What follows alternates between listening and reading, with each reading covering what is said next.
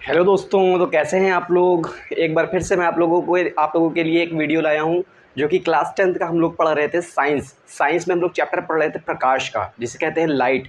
उसमें प्रकाश का परावर्तन और अपवर्तन के बारे में बताया गया था। मैं 2 क्लास आप लोगों को पढ़ा भी चुका हूं परावर्तन और अपवर्तन के बारे में। तो अगर आप लोगों ने वो 2 वीडियो नहीं देखी हैं तो पहले वो 2 वीडियो देखें, उसके बाद में यहाँ पे आएँ। सबसे पहले मैंने आप लोगों को प्रकाश के बारे में बताया था, उसके बारे में प्रकाश का परावर्तन के बारे में समझाया था, परावर्तन के नियम आपको बताए थे, और उसके बाद मैंने आपको बताया था कि गोलीय दर्पण से परावर्तन किस तरह से होता है। तो गोलीय दर्पण 2 तरह के होते थे हमारे।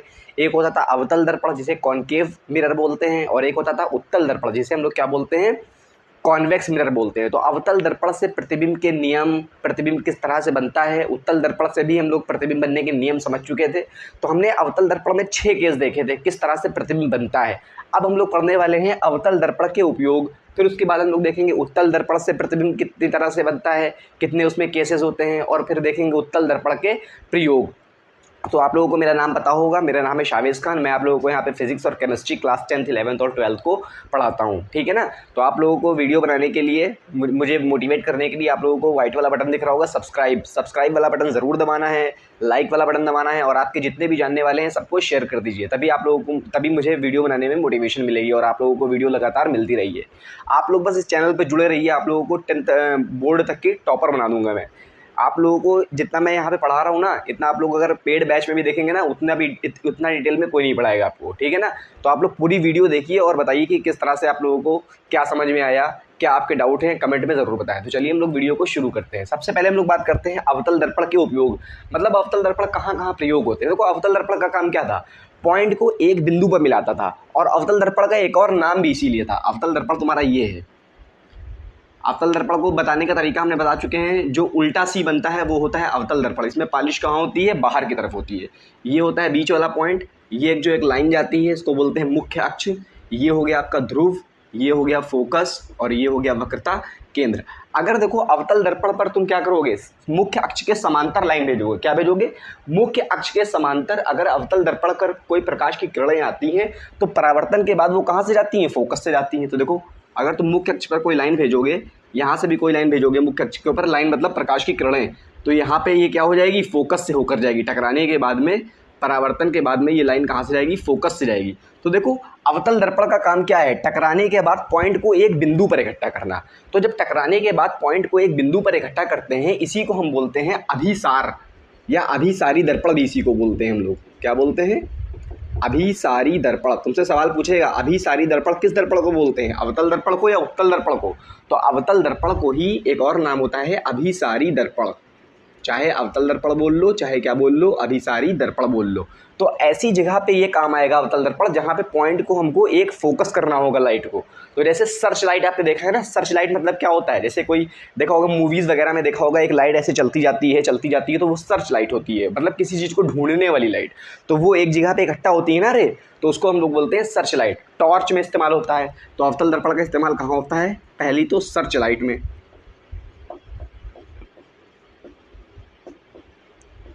ठीक है। दूसरा कहाँ पे इसका इस्तेमाल होता है, टॉर्च में इस्तेमाल होता है।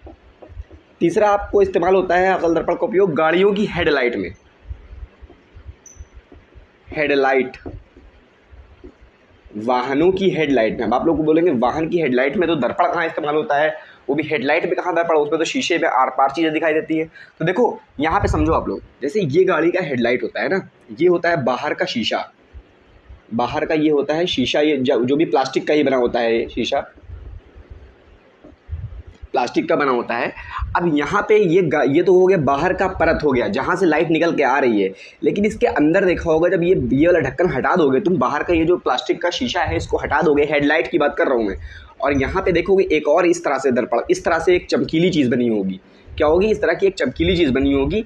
तो यहाँ पे ये वाला जो चीज़ है, इसको हम लोग बोलते हैं अवतल दर्पण। क्या बोलते हैं, ये होता है गाड़ियों में अवतल दर्पण। यहाँ पे लगा होता है बल्ब आपका, तो बल्ब से जो लाइट निकलती है इस तरह से यहाँ पे टकराती है तो मुख्य अक्ष के समांतर हो जाती है। वो बल्ब को इस पोजीशन पर रखा जाता है यहाँ से कि वो बल्ब कहाँ पे आ जाए, फोकस पे आ जाए, और लाइट बिल्कुल क्या निकले, सीधी निकले। तो गाड़ियों की हेडलाइट पे यहाँ पे लगा होता है अवतल दर्पण। और कहाँ इस्तेमाल होता है अवतल दर्पण का, जो बड़ा करके दिखाना है, जो फोटो जो इमेज तुमको बड़ा करके दिखाना है, जहाँ पे ऐसी ज़रूरत पड़े कि तुमको प्रतिबिंब क्या देखना हो, बड़ा प्रतिबिंब देखना हो, वहाँ पे अवतल दर्पण का इस्तेमाल हमेशा होगा। तो एक तो ये हो गया अवतल दर्पण का इस्तेमाल। चौथे नंबर पर इस्तेमाल होता है दांत के अस्पताल में, दांत के डॉक्टर के द्वारा, दांत के डॉक्टर द्वारा। डेंटल लोग क्या काम करते हैं, देखा होगा एक चम्मच टाइप की वो चीज़ लिए होते हैं जब किसी के दांत में कोई प्रॉब्लम हो जाती है, या आप लोग गए होंगे कभी डेंटल हॉस्पिटल में, उम्मीद है कि ना जाना पड़े, मैं जा चुका हूँ वैसे। डेंटल हॉस्पिटल में जाओगे ना तो वहाँ पे एक मुंह का आपके किनारे साइड में दांत की कोई दिक्कत हो सकती है, तो उस साइड को देखने के लिए सही से विजिबल नहीं होता है ना, सही से दिखता नहीं है ना दांत में कहाँ पे क्या चीज़ दिक्कत है दांत में, तो वो लोग क्या करते हैं, एक चम्मच टाइप की चीज़ उनके पास में होती है, चिकनी चीज़ होती है चम्मच टाइप की, वो लगाते हैं, वो उभरी हुई चीज़ होती है, तो वो दर्पण होता है, अवतल दर्पण होता है। चम्मच देखा है ना, तो चम्मच घर के चम्मच का जो बाहरी वाला हिस्सा होता है, जैसे ये चम्मच हो गया घर का, ये जो बाहरी वाला हिस्सा होता है ये अवतल दर्पण की तरह काम करता है, और ये जो अंदर वाला हिस्सा होता है ये किसकी तरह काम करता है, उत्तल दर्पण की तरह। तो वो जो बाहर वाला हिस्सा होता है चम्मच का, वो हो गया आपका अवतल दर्पण। तो डॉक्टर के दांतों के डॉक्टर के द्वारा भी इसका इस्तेमाल होता है। और एक होता है सौर भट्टियों में, कहाँ होता है, सौर भट्टियों में। अब सौर भट्टियाँ क्या होती हैं, सौर भट्टियाँ ऐसी भट्टियाँ जो किस पे चलती हैं, सूरज की रोशनी से ही एनर्जी लेती हैं और उस पे चलती हैं। इसमें अवतल दर्पण में इसका इस्तेमाल कहाँ होता है, अवतल दर्पण से वो जो किरणें होती हैं सूर्य की, वो डायरेक्ट होकर एक पॉइंट पे जाती हैं, जिससे जो है क्या होता है, एक ही पॉइंट पे टेम्परेचर क्या हो जाता है, ज़्यादा हो जाता है, और भट्टी में तो टेम्परेचर का ही काम होता है तुम्हारा, ठीक है। तो ये हो गया अवतल दर्पण के उपयोग। तो इसको आप लोग नोट कर लीजिए, फिर उसके बाद मैं थोड़ा सा इधर मिटा देता हूँ, फिर यहाँ पे मैं आप लोगों को बताता हूँ उत्तल दर्पण से बनने वाले प्रतिबिंब। मतलब पहले मैंने अवतल दर्पण बताया आपको, अवतल दर्पण से प्रतिबिंब किस तरह से प्रतिबिंब बनते हैं, 6 केस होते हैं, फिर अवतल दर्पण के उपयोग बता दिए। अब मैं आप लोगों को बताना हूँ उत्तल दर्पण से प्रतिबिंब का बनना, ठीक है। जब तक आप लोग ये नोट कर लीजिए।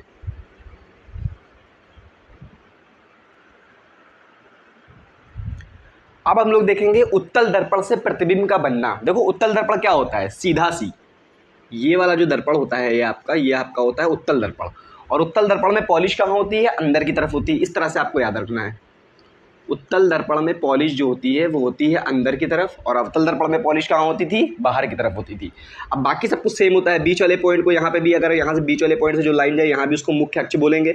बस इसमें सारी चीज़ें कहाँ होती हैं, राइट साइड में होती थी। इसमें सारी चीज़ें कहाँ होती थी, फोकस इधर, वक्रता केंद्र इधर, क्योंकि गोला इस तरह से बनेगा तो वक्रता केंद्र गोले के अंदर आएगा ना, तो यहाँ पे गोला इस तरह से बना है तो वक्रता केंद्र भी इधर आएगा, और सारी चीज़ें इधर आएंगी, फोकस भी यहाँ पे आएगा। जितनी दूरी से ध्रुव से फोकस की दूरी होती है वही दूरी फोकस से वक्रता केंद्र की होती है। अब देखो ऑब्जेक्ट को, अब तुम लोग के दिमाग में आ रहा होगा, ऑब्जेक्ट को यहाँ पे रख देते हैं ना, ऑब्जेक्ट को हमेशा चिकनी सतह के सामने रखेंगे ना। पॉलिश इधर है तो इधर से थोड़ी ना यहाँ पे परावर्तन होगा, परावर्तन तो चिकनी सतह से होता है, इस वाली सतह से होता है। तो ऑब्जेक्ट हमेशा कहाँ रखेंगे, लेफ्ट साइड में।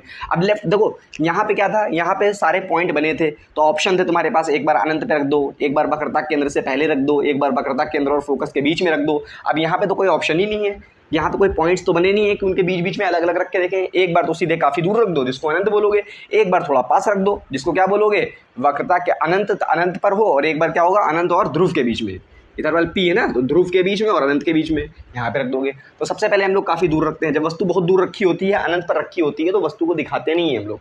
और जब भी वस्तु अनंत पर रखी होती है, इनफाइनाइट पे होती है ऑब्जेक्ट, तो वहाँ से आने वाली जो लाइट की रे हैं, प्रकाश की किरण है, वो किस तरह आती हैं, समांतर आती हैं। तो सीधी सी बात है, अनंत पर है तो प्रकाश की किरण समांतर आएगी।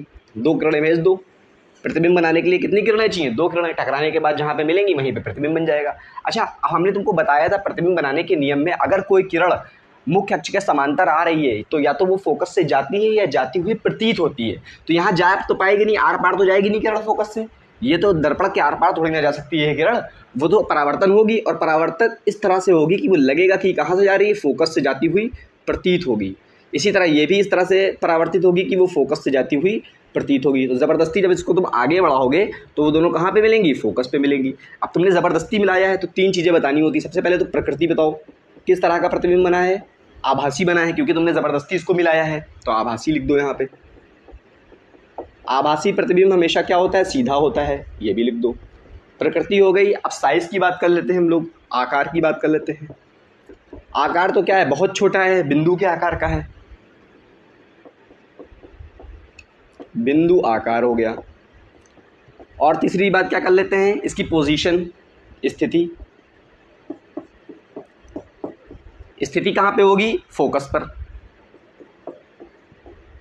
दर्पण के पीछे होगी वो भी। ठीक है, ये तो हो गया कब केस, जब वस्तु अनंत पर हो। और एक बार क्या बनाते हैं, जब वस्तु अनंत और ध्रुव के बीच में कहीं पे हो, मतलब अनंत पर ना हो, थोड़ा सा पास हो दर्पण के। ये हो गया ध्रुव, ये हो गया फोकस, ये हो गया आपका वक्रता केंद्र। और वस्तु को हमने कहाँ रखा है, इस बार अनंत पे नहीं रखा है, अनंत के थोड़ा पास रखा है, यहाँ पे रख दिया। चलो ठीक है, ये वस्तु अगर ए है और ये क्या मान लिया, हिस्सा बी मान लिया। वो बनाना है तुमको प्रतिबिंब, सबसे पहले मुख्य अक्ष के समांतर भेज दो एक लाइन। मुख्य अक्ष के समांतर जो लाइन भेजते हो वो इस तरह से टकराने के बाद में जाती है कि लगता है कि वो कहाँ से जा रही है, फोकस से। तो इसको आगे बढ़ा दोगे तो कहाँ से जाएगी, ये फोकस से जाती हुई प्रतीत होगी। दूसरी किरण कहाँ पे भेज दें, ध्रुव पे भेज दें। चलो भेज देते हैं दूसरी किरण, ध्रुव इधर बना देते हैं। चलो दूसरी किरण हमने ध्रुव पे भेजा तो जिस एंगल पे जाती है ध्रुव पे, उसी एंगल पे परावर्तित हो जाती है। तो टकराने के बाद इस साइड तो कहीं पे नहीं मिलेंगे, ये वाली किरण तो इधर जा रही है और ये वाली इधर जा रही है। तो ज़बरदस्ती तुमको क्या बढ़ाना पड़ेगा, पीछे बढ़ाना पड़ेगा इस वाली किरण को। इस वाली किरण को पीछे बढ़ाओगे तो यहाँ पे ये दोनों मिल जाएंगी। अब जब यहाँ पे दोनों मिल जाएंगे तो यहीं पे क्या बन जाएगा, प्रतिबिंब बन जाएगा। ये ए डैश हो गया और ये क्या हो गया, बी डैश हो गया। तो तुम देख रहे हो कि इसमें जब वस्तु अनंत पर है और जब वस्तु अनंत और ध्रुव के बीच में दोनों बार प्रतिबिंब क्या बनना है, आभासी। तो इसमें भी लिख दो, सबसे पहले प्रकृति की बात करो। प्रकृति तो क्या है, आभासी। आभासी प्रतिबिंब हमेशा क्या होता है, सीधा होता है। ठीक है, फिर उसके बाद में आकार की बात करते हैं। आकार क्या है, इस बार बिंदु आकार तो नहीं बन रहा है, लेकिन अभी भी ऑब्जेक्ट से तो क्या बनना है, छोटा, वस्तु से छोटा प्रतिबिंब बनना है। तो लिख दो वस्तु से छोटा। तीसरी बात करें पोजीशन की, जिसको हम बोलते हैं स्थिति। तो स्थिति क्या है, स्थिति है ध्रुव और फोकस के बीच, पी व एफ के बीच। अब देखो तुम लोगों से सवाल कैसे बनता है, सवाल ऐसे बनेगा, क्या उत्तल दर्पण में सदैव प्रतिबिंब आभासी बनता है। बिल्कुल, उत्तल दर्पण में दो ही केस होते हैं और दोनों बार क्या बन रहा है, आभासी बन रहा है। क्या उत्तल दर्पण में प्रतिबिंब सदैव वस्तु से छोटा बनता है। बिल्कुल, वस्तु से छोटा बनता है। एक बार तो बिल्कुल बिंदु के ही आकार का बन रहा था और एक बार क्या बन रहा था, बड़ा बन रहा था बिंदु से, लेकिन वस्तु से तो क्या बन रहा था, छोटा। तो उत्तल दर्पण में दोनों ही केस में प्रतिबिंब आभासी बनता है और वस्तु से क्या बनता है, छोटा। ठीक है, तो इतना आप लोगों को समझ में आ गया होगा। इसको आप लोग को कॉपी में बढ़िया से नोट्स बनाना है। अपने हाथ के बने हुए नोट्स, उससे बेहतर कुछ भी नहीं होता है, उससे ज़्यादा कुछ भी समझ में नहीं आता। और इसकी प्रैक्टिस करो हर बार। ये 6 केस उधर वाले के, अवतल दर्पण के, और 2 केस यहाँ के। तो ये हो गया दर्पण में, और इसी तरह से 8 केस किस में होंगे, लेंस में होंगे। जब अपवर्तन पढ़ोगे इसके बाद में पार्ट, तो 16 केस। ये इतने अच्छे से आपको याद होने चाहिए कि कोई भी इसमें से 1 या 2 सवाल, 2 सवाल तो 2 नंबर का तो पक्का 100% आना ही आना है। तो अच्छे से समझिए आप लोग। मैं बता रहा हूँ आप लोग को, इतना डिटेल में पढ़ा रहा हूँ ना, इतना आप लोग जो है पेड कोर्स में भी आप लोगों को इतना डिटेल में नहीं पढ़ाएगा। तो अच्छे से कॉपी पेन लेके नोट्स बना के पढ़िए आराम से, और आप लोग टॉप कर जाएंगे। बस लास्ट तक मेरे साथ बने रहिए और चैनल को सब्सक्राइब जरूर करिए, और जो है क्या करिए, शेयर ज़रूर करिए। ठीक है, तो इतना नोट कर लीजिए। उसके बाद मैं आप लोगों को उत्तल दर्पण के उपयोग भी बताया था। उत्तल दर्पण के ज़्यादा उपयोग आपके बुक में दिए नहीं है वैसे, तो इधर वाले यहाँ पे लिख देता हूँ मैं, उत्तल दर्पण के यहीं पे लिख देता हूँ। चलो, ये है उत्तल दर्पण के उपयोग। उत्तल दर्पण के उपयोग। उत्तल दर्पण का उपयोग सबसे पहले तो कहाँ होता है, आपका जो साइड मिरर होता है, कहाँ पे होता है, साइड मिरर वाहनों में। साइड मिरर का मतलब क्या हो गया, जो पीछे देखने वाला शीशा लगा होता है। बाइक में देखा होगा, स्कूटी में देखा होगा, कहीं भी देखा होगा, साइड में 2 मिरर लगे होते हैं ना, जो पीछे से गाड़ी आ रही है वो देखना होता है। तो उसका काम क्या होता है, उसका काम होता है बड़ी चीज़ को छोटा कर देना। क्यों, क्योंकि अगर मान लो पीछे से ट्रक आ रहा है, अब ट्रक तो बहुत बड़ा होता है, तो क्या ट्रक से बड़ा फोटो बना दोगे तो क्या पता ही क्या चलेगा। पता चला खाली तुम्हारे जो है शीशे में अगर अवतल दर्पण लगा दिया तो पता चला वस्तु से बड़ा प्रतिबिंब बनना है, और जितना बड़ा जो है क्या कहते हैं वो शीशा, पीछे ट्रक आ रहा है, तुमको पीछे की चीज़ देखनी थी, अब ट्रक, तुमको ट्रक की खाली नंबर प्लेट दिख रही फोटो में। तो इसीलिए हमको साइड में जो पीछे जो आने वाले वाहन हैं वो जितना बड़ा वाहन है उससे छोटा दिखेगा, तभी तो इतने छोटे शीशे में फिट हो पाएगा। तो इसीलिए उत्तल दर्पण का उपयोग वहाँ होता है जहाँ बड़ी चीज़ को क्या करके दिखाना होता है, छोटा दिखाना पड़ता है। ठीक है, तो साइड मिरर में होता है ज़्यादातर इस्तेमाल इसका। बस इतना ही काफ़ी आप लोगों को समझने के लिए। ठीक है, अब हम लोग आपको समझाने वाले हैं, मैं आपको समझाने वाला हूँ दर्पण सूत्र। दर्पण सूत्र होता है 1/f बराबर 1/v प्लस 1/u। देखो इसका जो है तुम्हारा प्रूफ जो है वो सिलेबस में नहीं है, वो ना एनसीईआरटी में है ना कहीं है, लेकिन फिर भी मैं आप लोगों को बता दे रहा हूँ। क्या ही दिक्कत है, 15 मिनट चले जाएंगे, कोई दिक्कत नहीं। लेकिन वो फॉर्मूला आया कहाँ से उसका मैं प्रूफ बता देता हूँ। दर्पण के लिए चाहे उत्तल दर्पण हो चाहे अवतल दर्पण हो, चाहे कॉन्वेक्स हो चाहे कॉन्केव हो, दोनों के लिए फॉर्मूला क्या लगेगा, सेम लगेगा। तो अब हम लोग समझने वाले हैं, डेरिवेशन समझने वाले हैं कि 1/f बराबर 1/v प्लस 1/u वाला जो फॉर्मूला है वो आया कहाँ से। ठीक है, इसको नोट कर लीजिए, फिर मैं आप लोगों को इसे मिटा के बताता हूँ। तो मैं अब आप लोगों को बताने वाला हूं दर्पण सूत्र का डेरिवेशन, मतलब जो फॉर्मूला होता है 1/f = 1/v प्लस 1/u, वो फॉर्मूला आया कहां से। ये आपके सिलेबस में तो नहीं है, बुक में भी नहीं दिया होगा आपको, लेकिन हम लोग को फिर भी समझ लेते हैं। 10-15 मिनट लगेंगे समझने में, क्या दिक्कत है। 1/f बराबर 1/v प्लस 1/u, ये फॉर्मूला कहां से आया। तो इसको डिराइव करने के लिए तुमको पता है, चाहे उत्तल दर्पण हो चाहे अवतल दर्पण हो, दोनों के लिए ही दर्पण सूत्र जो होता है 1/f बराबर 1/v प्लस 1/u होता है। तो प्रूफ करने के लिए हमने अवतल दर्पण ले लिया और वस्तु को वक्रता केंद्र के परे रख दिया है, और हमने क्या बना दिया है, एक इमेज बना दिया है वस्तु से। एक समांतर भेजी किरण तो फोकस से गई, और एक वक्रता केंद्र से भेजी तो उसी रास्ते पे वापस आ गई। ये दोनों जब वक्रता केंद्र के परे वस्तु रखी होती है तो आपको पता है इमेज कहां पे बनता है, वक्रता केंद्र और फोकस के बीच में बनता है। इमेज छोटा बनता है और उल्टा बनता है, ये सब आपको पहले से ही पता है। और आपको सारी दूरियां भी पता है। सारी दूरी हम कहां से नापते हैं, ध्रुव से नापते हैं। तो ध्रुव से फोकस पॉइंट के बीच की दूरी को फोकस दूरी बोलते हैं, स्मॉल f।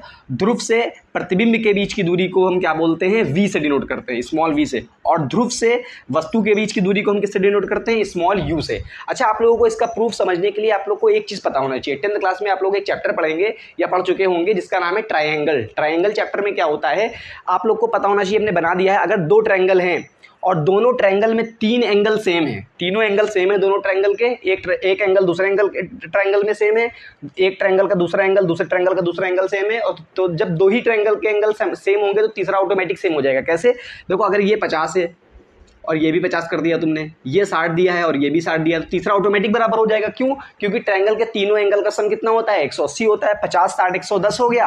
अब ये भी 70 होगा, ये भी 70 होगा। तो इसका मतलब अगर ट्रायंगल के 2 एंगल सेम है तो तीनों एंगल सेम होंगे। और जिस ट्रायंगल के तीनों एंगल सेम होते हैं उस ट्रायंगल को हम लोग बोलते हैं समरूप त्रिभुज या सिमिलर ट्रायंगल। और सिमिलर ट्रायंगल की समरूप त्रिभुज की खासियत क्या होती है, संगत भुजाओं का अनुपात बराबर होता है। मतलब रेशियो जो होता है करस्पॉन्डिंग साइड्स का वो सेम होता है। अब करस्पॉन्डिंग साइड्स के संगत भुजाएं क्या होती हैं, जिस तरह यहाँ पे AB है उसी तरह यहाँ पे उसका काम कौन कर रहा है, ED काम कर रहा है। तो AB/DE, AC/DF और BC/EF, इन तीनों का रेशियो क्या होगा, सेम। इतनी बात आपको समझ में आ गई तो आप अच्छे से समझ पाएंगे। ठीक है, अब देखिए, अब इस ट्रायंगल में इसको हमको प्रूव करने के लिए हम 2 ट्रायंगल ले रहे हैं।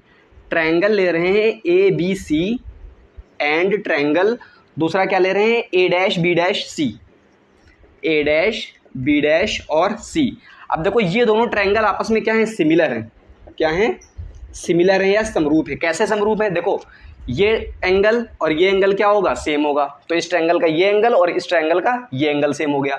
अब दूसरा, ये दोनों समांतर भुजाएं हो गई, ये वाली भुजा और ये भुजा समांतर हो गई, और ये भुजा बीच में जा रही है तो ये क्या हो गई, तिर्यक। तो ये कोण और ये कोण भी क्या होगा, सेम होगा। इसको बोलेंगे एकांतर कोण। और ये कोण तो दिख रहा है 90 और ये भी क्या है 90।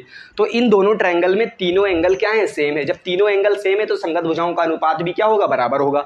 तो हम देखो अनुपात किसका किसका लेंगे, इस भुजा का तो अनुपात लेने का कोई मतलब ही नहीं है तिरछी वाली। हम लोग को सिर्फ इस भुजा का अनुपात लेना है। जो देखो जो काम यहाँ पे AB कर रहा है इस वाले ट्रायंगल में वो काम यहाँ पे कौन कर रहा है, A' B'। जो काम यहाँ पे BC कर रहा है इस वाले ट्रायंगल में वो काम यहाँ पे कौन कर रहा है, B' C'। तो चलो रेशियो ले लेते हैं। पहले बड़े वाले ट्रायंगल के लेते हैं AB, तो उसके बाद में छोटे वाले ट्रायंगल में AB की जगह पे कौन है, A' B' है। ठीक है, बराबर बड़े वाले ट्रायंगल में जो काम BC कर रहा है छोटे वाले ट्रायंगल में वो काम कौन कर रहा है, B' C कर रहा है कि नहीं कर रहा है। तो इसको हमने क्या मान लिया, इक्वेशन 1 मान लो। ठीक है, अब हम थोड़ा इधर आ जाते हैं ताकि हो सकता है नीचे आप लोग को दिखाई ना दे रहा हो। अब हम एक और ट्रायंगल लेते हैं, 2 ट्रायंगल और लेते हैं। ट्रायंगल, अब हम ट्रायंगल ले रहे हैं A' B' F, ये वाला ट्रायंगल और ये वाला ट्रायंगल। देखो समझो यहाँ पे A' B' F एंड दूसरा ट्रायंगल ले रहे हैं। देखो ये लाइन अगर हम इसको यहाँ पे सीधी लाइन खींचे, ठीक है, अगर ये पॉइंट P है और ये P' है, इसको M मान लिया, देखो तुमको एक बात बताता हूँ मैं, ये जो इतना हम घुमावदार दिखा रहे हैं दर्पण, दर्पण इतना घुमावदार होता नहीं है, बहुत कम घुमावदार होता है, ऐसे होता है बिल्कुल इस तरह का, इतना घुमाव होगा। तो इतना घुमाव होगा तो इतना ज़्यादा घुमाव नहीं होगा। जब हम ये मान के चल सकते हैं, ये हमको दिखाने के लिए तुमको दिखाते हैं कि घुमाव ज़्यादा है, लेकिन इतना वक्रता होती नहीं है। तो ये पी डैश और पी, इसको हम सेम मान सकते हैं। मतलब जो ये पी एम से पी तक की दूरी जो तिरछी दिख रही है, इसको हम सीधी सीधी मान सकते हैं, एम पी डैश मान सकते हैं, ठीक है ना। तो त्रिभुज कौन सा ले रहे हैं हम, एफ, एक त्रिभुज तो हो गया A dash B dash F ये वाला, और दूसरा ले रहे हैं F P M, F P dash M या एफ पी एम सीधे सीधे बोल देते हैं। ये पी और ये पी पॉइंट सेम ही है, ठीक है। ये दोनों ट्रायंगल भी सिमिलर हैं। कैसे, देखो ये एंगल आमने सामने के एंगल होते हैं, जिसको हम लोग क्या बोलते हैं, सम्मुख कोण या शीर्षाभिमुख कोण, वो बराबर होते हैं। दूसरा एंगल की बात करते हैं, ये वाला और ये वाला बराबर होगा। क्यों, क्योंकि क्या है, एक अंतर कोण है, और ये एंगल 90 है और ये भी एंगल 90 है। तो ये दोनों ट्रायंगल भी आपस में क्या हो गए, सिमिलर हो गए। और अभी मैं बता चुका हूँ सिमिलर ट्रायंगल में क्या होता है, संगत भुजाओं का रेशियो सेम होता है। तो संगत भुजाएं इसमें भी हम लोग लेते हैं, एक तो ये ले लेते हैं, इस बार बड़े वाला लेते हैं, चलो छोटा ही वाला पहले ले लेते हैं, पहले ये ले लेते हैं बड़ा वाला। बड़े वाले में बड़ी भुजा कौन है, एम पी है। जो काम यहाँ एम पी कर रहा है इस ट्रायंगल में, इस छोटे वाले ट्रायंगल में वो काम कौन कर रहा है, ए डैश बी डैश। तो कर दिया ए डैश बी डैश हमने, ठीक है, बराबर जो काम यहाँ पे एफ पी कर रहा है बड़े वाले ट्रायंगल में, एफ पी या पी एफ कुछ भी बोल दो, वही काम छोटे ट्रायंगल में वो कौन कर रहा है, बी डैश एफ। तो ये हो गया तुम्हारा इक्वेशन 2। अब अच्छा तुम ये देखो इक्वेशन 1 और इक्वेशन 2 को देखो ध्यान से। अच्छा एम पी जो लाइन है, ये एम पी और ये ए बी दोनों सेम ही तो हैं। क्यों सेम है, क्योंकि ये देखो एक वस्तु है तुम्हारी, वस्तु से सीधी तुमने रेखा भेजी है, समांतर। जब समांतर रेखा भेजी है तो ये लाइन और ये लाइन बराबर होगी। तो इसका मतलब तुम्हारा एम पी किसके बराबर हो जाएगा, एम पी बराबर हो जाएगा ए बी के। तो इसको तुम एम पी की जगह पे ए बी लिख सकते हो, A B upon A dash B dash. ये कितना हो जाएगा, F P upon B dash F. ये इक्वेशन 2। अब ये होगी तुम्हारी इक्वेशन 2, ठीक है। अच्छा इक्वेशन 2 और इक्वेशन 1 को देखो जरा तुम यहाँ पे, इक्वेशन 2 और इक्वेशन 1 को देखोगे तो यहाँ पे भी A B upon A dash B dash है और यहाँ पे भी A B upon A dash B dash है। दोनों का लेफ्ट साइड बराबर है। जब दोनों के लेफ्ट साइड बराबर है तो दोनों के राइट साइड भी क्या होंगे, बराबर होंगे। तो इसलिए तुम क्या लिख सकते हो, तुम लिख सकते हो बी सी अपॉन में बी डैश सी बराबर यहाँ से एफ पी अपॉन में बी डैश एफ। अब तुमको कुछ नहीं करना है, यहाँ से इधर आ जाओ और सिर्फ यहाँ पे वैल्यू रखनी है। इसको थोड़ा सा मैं इधर लिख देता हूँ, एम पी किसके बराबर होगा, ए बी के बराबर होगा, और यहाँ से सीधे उठ के आ जाना है तुमको यहाँ पे। अच्छा अब बताओ सारी वैल्यू रखनी है, वैल्यू किसके टर्म में रखनी है, तुमको फॉर्मूला निकालना है 1 अपॉन एफ बराबर 1 upon V plus 1 upon U. तो सारी दूरी जो एफ वी यू है उनके टर्म में लिखनी है। अब बी सी है, बी सी दूरी कौन सी हुई, बी सी दूरी ये दूरी हुई। तो ये दूरी को तुम निकाल सकते हो क्या, ये दूरी एफ वी या यू के टर्म में निकाल सकते हो, बिल्कुल निकाल सकते हैं। देखो यहाँ से ये दूरी है, ये दूरी में से तुमको अगर देखो ये वाली दूरी में से अगर पूरा यू में से ये पूरी यहाँ से यहाँ तक की दूरी कितनी है, यू में से तुम कितना माइनस कर दो, इतना माइनस कर दो। ये कितना होता है, देखो ये एफ है, तुमको पता है जितनी दूर ध्रुव से फोकस होता है उतनी ही दूर फोकस से वक्रता केंद्र भी होता है। फोकस जो होता है ध्रुव और वक्रता केंद्र के बीच में होता है। तो मतलब यहाँ से यहाँ तक की भी दूरी क्या होती है, एफ होती है। होती है कि नहीं होती है। तो अगर तुमको सिर्फ इतनी दूरी निकालनी है, इतनी सी दूरी बी से सी तक की निकालनी है, तो पूरी दूरी में से कितना माइनस कर दो, तुम इतना माइनस कर दो। ये और ये सेम पॉइंट है, ठीक है। अगर तुमको इतनी दूरी निकालनी है तो पूरे यू में से क्या माइनस कर दो, पीसी वाली माइनस कर दो। तो इसको तुम क्या लिख सकते हो बताओ, पूरी दूरी यू थी, बीसी बराबर क्या हो गया तुम्हारा, बीसी बराबर हो गया पीसी, बीसी बराबर हो गया तुम्हारा पीबी, पी से बी तक की दूरी, और माइनस क्या करोगे, पीसी कर दोगे, अपॉन में आओ बी डैश सी। बी डैश सी को क्या लिख सकते हो, यू और वी के टर्म में। बी डैश सी क्या है, बी डैश सी तुम्हारा है ये पूरी दूरी में से तुम क्या माइनस कर दो, ये वाला जो है माइनस कर दो, इतना माइनस कर दो। तो बी डैश सी को कैसे निकालोगे बताओ, इसको तुमको इतनी सी यहाँ से यहाँ तक की दूरी निकालनी है।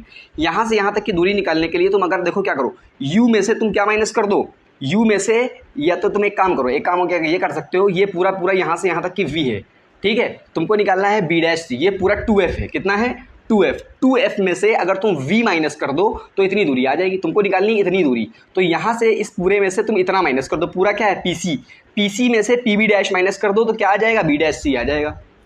पीसी में से क्या माइनस करना है तुमको, पी बी डैश, ये पीसी में से माइनस करना है तुमको पीबी डैश। तो ये लिख दिया तुमने। अब एफ पी क्या है, एफ पी की तो कोई दिक्कत ही नहीं, डायरेक्ट दिया है। एफ पी कितना दिया है, स्मॉल एफ, फोकस दूरी होती है एफ पी, तो एफ पी को लिखा रहे हम दो, उसकी वैल्यू तुमको दी है डायरेक्ट। बी डैश सी, फिर से बी डैश सी आ गया, बी डैश सी आ गया, बी डैश सी, तो यहाँ पे तुमने क्या निकाला था, बी डैश सी नीचे आया था और यहाँ पे बी क्या आ गया, इधर वाला आ गया बी डैश एफ है, सॉरी वो है B dash F. B dash F क्या है, बी डैश एफ यहाँ से यहाँ तक की दूरी है, तो यहाँ से यहाँ तक की दूरी वी में से अगर तुम एफ माइनस कर दो, मतलब पी बी डैश में से पी एफ माइनस करना है तुमको, पी बी डैश में से एफ पी माइनस करना है या पी एफ माइनस करना है। अब सारी दूरी तुमको दी है, पी बी कितना दिया है, देखो यू दिया है पी बी, तो यू रख दिया हमने, माइनस पी सी कितना दिया है तुमको, पी सी दिया है 2f लिख दिया हमने यहाँ पे, अपॉन में पी सी कितना दिया है 2f दिया है पी सी, और पी बी डैश कितना दिया है, पी से बी डैश, ये यहाँ से यहाँ तक की दूरी कितनी दी है, वी दी है, तो इसको हमने वी लिख दिया बराबर। इधर आओ, एफ पी कितना दिया है, एफ दिया है, पी बी डैश कितना दिया है, पी बी डैश कहाँ गया, ये पी बी डैश है, पी बी डैश वी दिया है, और एफ पी कितना दिया है, एफ दिया है। ठीक है, अब क्या कर सकते हैं, क्रॉस मल्टीप्लिकेशन करते हैं, इधर का इधर से क्या कर सकते हैं, क्रॉस मल्टीप्लिकेशन कर देते हैं। चलो करते हैं क्रॉस मल्टीप्लिकेशन। क्रॉस मल्टीप्लिकेशन करोगे, पहले u का मल्टीप्लाई v में होगा तो क्या हो जाएगा, uv हो जाएगा। ठीक है, फिर u माइनस लगाओगे, u का f में होगा तो uf हो जाएगा। फिर माइनस प्लस माइनस 2 का f में करोगे, 2f का v में 2fv हो गया, minus minus plus 2f square हो गया। ठीक है, अब इधर आओ, f का मल्टीप्लाई 2f में करोगे 2f square, plus minus minus f का मल्टीप्लाई v में करोगे fv हो गया। देखो 2f स्क्वायर प्लस में इधर भी है, क्या हो गया, कैंसिल हो गया। ठीक है, देखो जोड़ो बोल रहा हो तो जोड़ दो, ये fv है और ये भी fv है तो जुड़ सकता है ना fv। तो चलो इधर कर लेते हैं, uv लिखा है यहाँ पे, uv लिख देते हैं इधर, माइनस uf माइनस 2fv, और ये माइनस fv इधर आएगा तो क्या हो जाएगा, प्लस का fv हो जाएगा बराबर। यहाँ पे कुछ भी नहीं बचा तो क्या बचा, 0। इसको पहले से सॉल्व कर लेते हैं, uv दिया है और ये माइनस का uf दिया है। अब ये माइनस का 2fv प्लस का 1fv, minus plus minus 2fv में से 1fv जाएगा, माइनस का fv बचेगा क्योंकि माइनस का नंबर क्या है, बड़ा है, ये आ गया। अब पूरी इक्वेशन में हम क्या करेंगे, uvf से डिवाइड कर देंगे। क्या कर देंगे, uvf से। तुमको पता है पूरी इक्वेशन में अगर हम किसी सेम चीज़ से मल्टीप्लाई करें या सेम चीज़ से डिवाइड करें कोई फर्क नहीं पड़ता है, तो हमने क्या कर दिया, uvf से डिवाइड किया यहाँ पे, uvf से डिवाइड किया यहाँ पे, uvf से डिवाइड किया यहाँ पे, और यहाँ पे भी uvf से डिवाइड करेंगे। तो देखो यहाँ से क्या होगा, uv से uv कैंसिल हो जाएगा, uf से uf कैंसिल हो जाएगा, fv से fv कैंसिल हो जाएगा, 0 तो 0 जाएगा।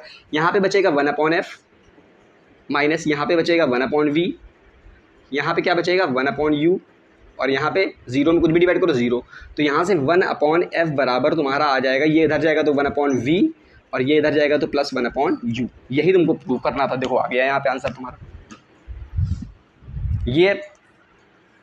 ये हो गया तुम्हारा आंसर।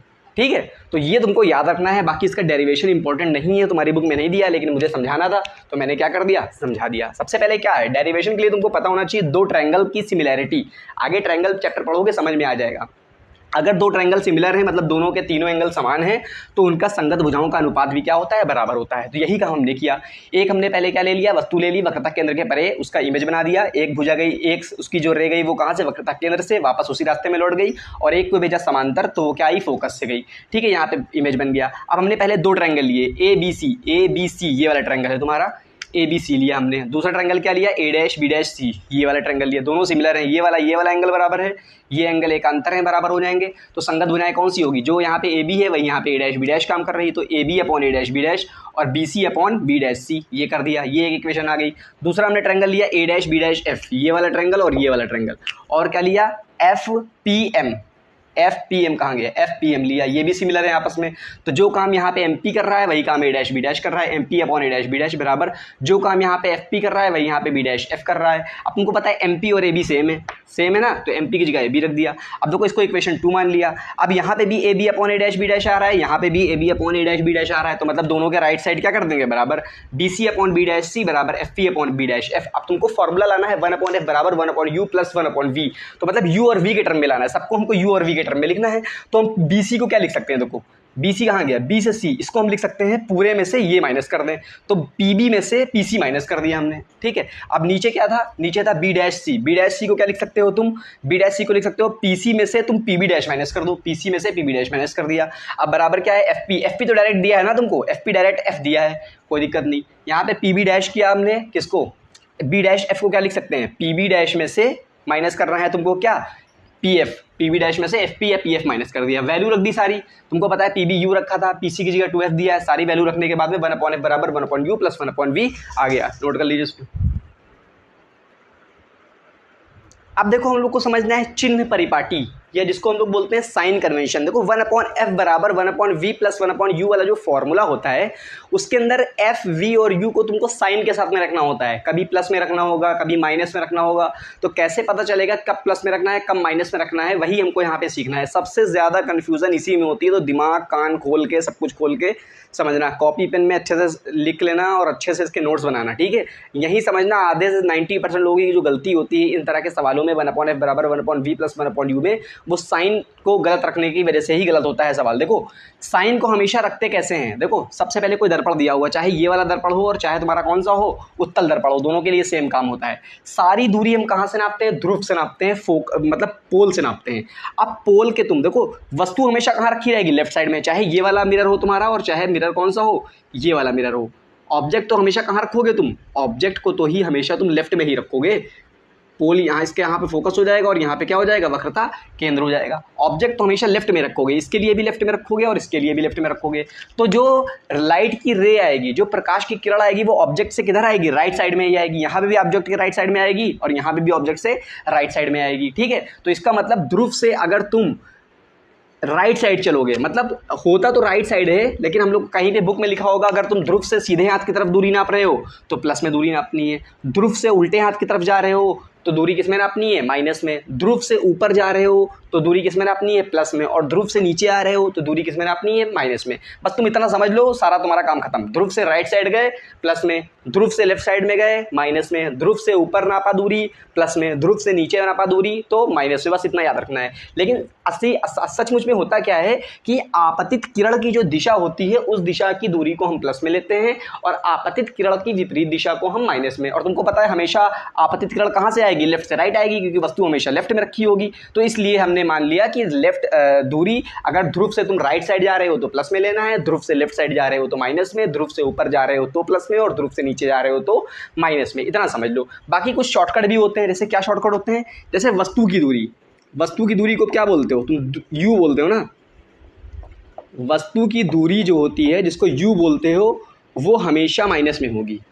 क्या होगी, ऑलवेज माइनस में लेना है तुम। वस्तु की दूरी हमेशा माइनस में, चाहे दर्पण तुम्हारा क्या हो, दर्पण तुम्हारा चाहे उत्तल हो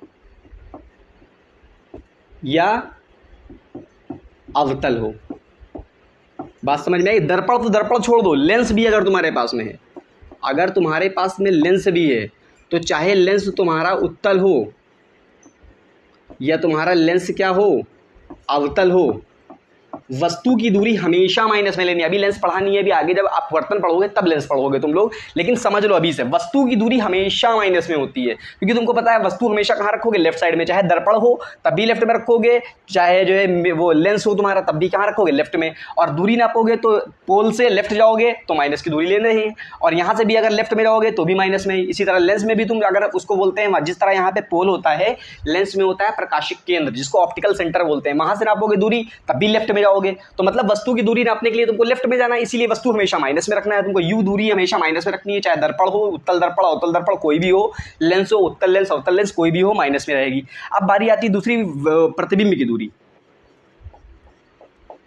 प्रतिबिंब की दूरी, प्रतिबिंब की दूरी को क्या बोलते हैं, वी बोलते हैं।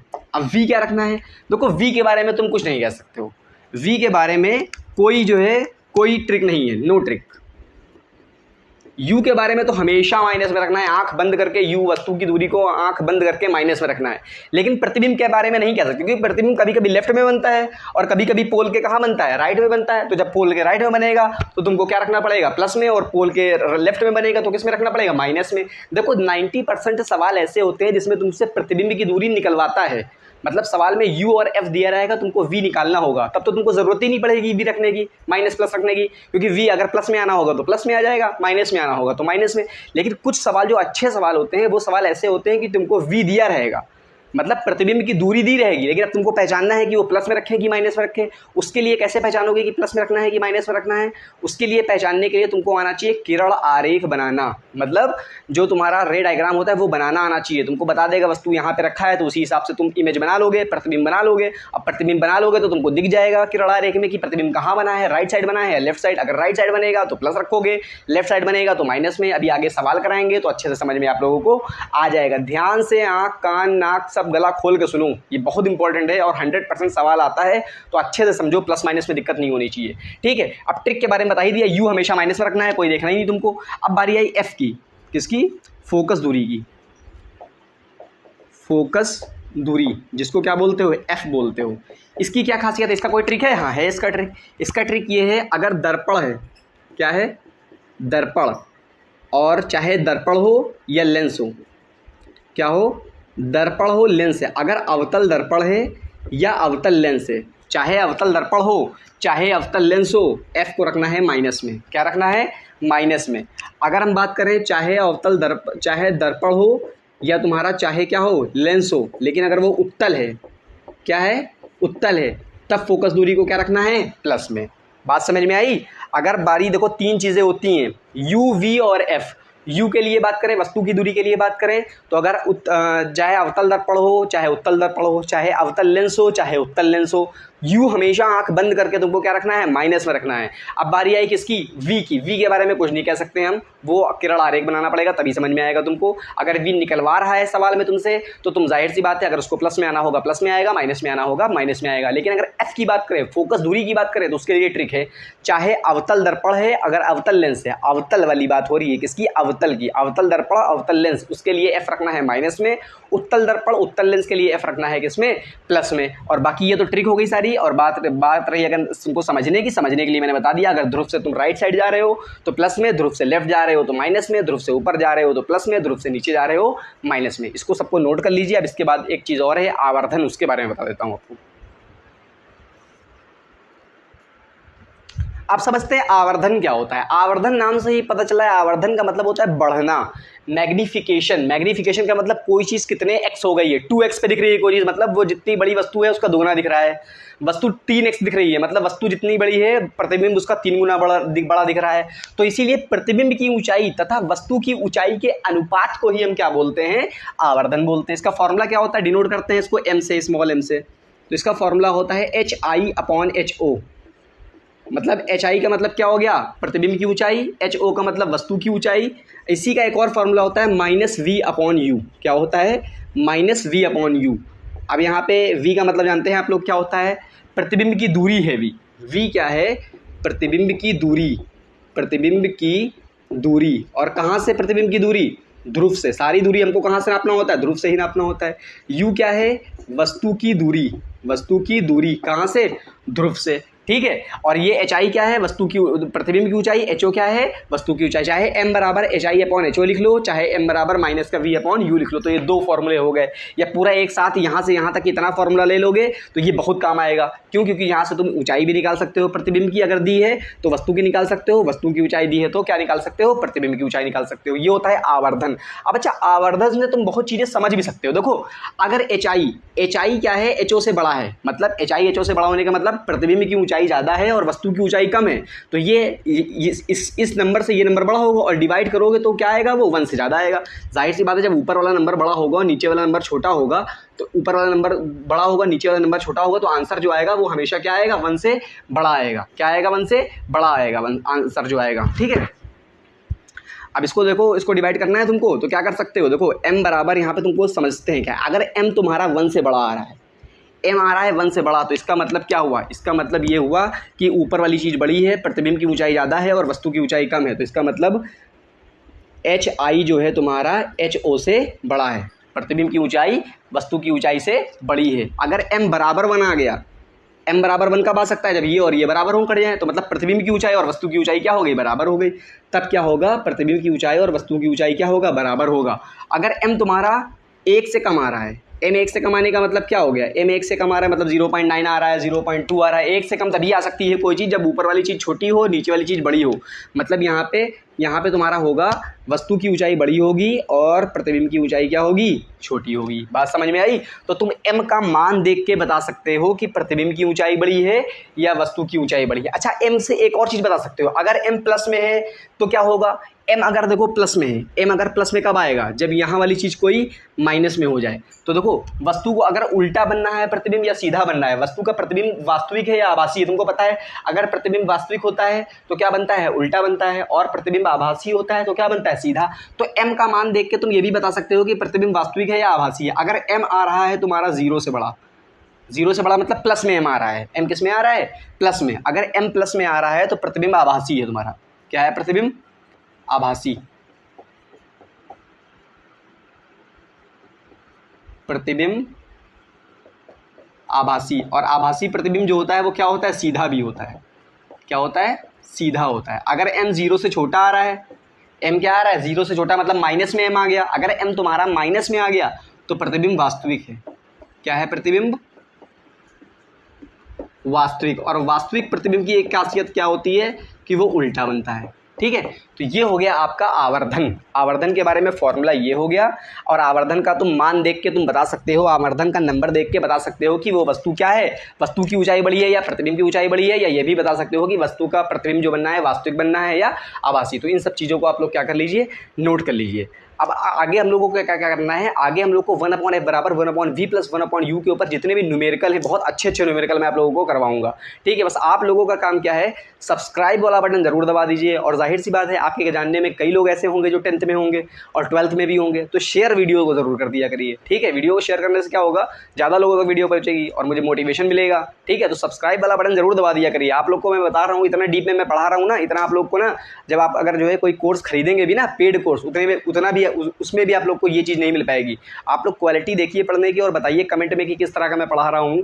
तो जिस तरह का मैं पढ़ा रहा हूँ ना, इतना पेड बैच में भी नहीं मिलेगा। तो बस आप लोगों से यही गुजारिश है कि क्या करना है, सब्सक्राइब वाला बटन ज़रूर दबा देना है, किसी भी तरह से दबना चाहिए, व्हाइट वाला बटन जरूर दबना चाहिए। ठीक है, तो चलिए मिलते हैं अगले क्लास में न्यूमेरिकल के साथ में 1/f बराबर 1/v प्लस 1/u के। ठीक है।